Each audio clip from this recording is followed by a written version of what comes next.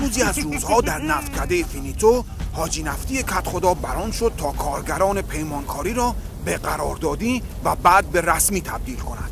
اما تو هم برو سال دیگر بیایید حکم رسمی بگیرید. دیگه کافیه. اینم برای تو،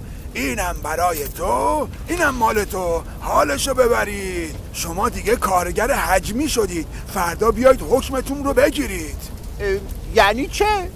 چرا مابقی را قراردادی نمی کنید؟ ما همه مثل هم کار میکنیم؟ عزیزان من، شما که میدانید ما عمریست در شرایط تحریم هستیم. من یه مقدار پول به رسمی ها و قراردادی ها میدم، بقیه هم اقتصاد خود را مقاومتی بنمایندی. برو بینیم بابا، اقتصاد مقاومتی تو سرت بخوره. پولمون رو بدید. چرا ما رو تبدیل وضعیت نمی کنید؟ چرا دارید ما رو پسرفت میدین و حجمی میکنید؟ ساکت! دلمان خواست تبدیل وضعیت کردیم، خواستیم به اونها حال بدهیم.